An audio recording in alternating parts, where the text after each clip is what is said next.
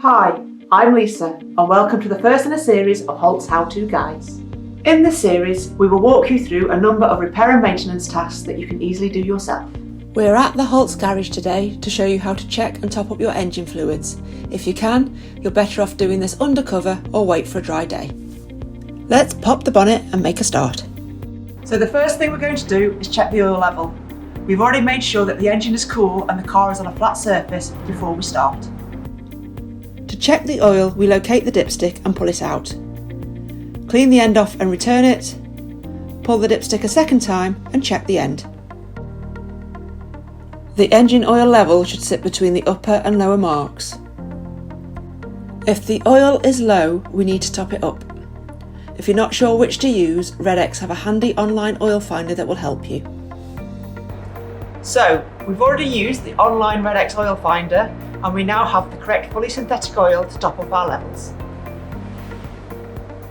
Locate the oil cap, which should be around the dipstick area. Unscrew it and use a funnel to top up the oil as needed.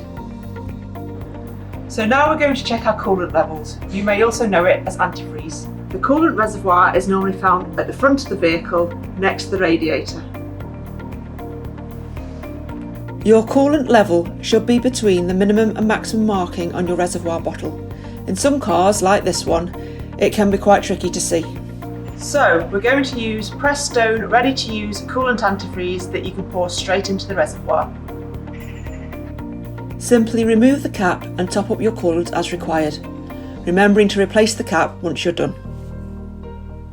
Also in the Prestone range, there are a number of functional fluids, including power steering fluid and brake fluid.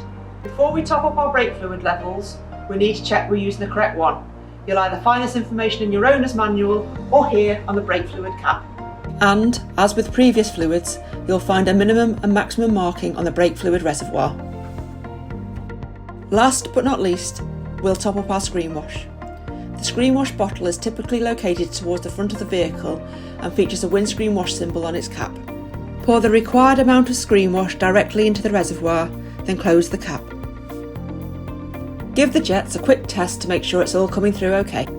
That's all for this episode. Hit the like button and subscribe to our channel if you would like to see more.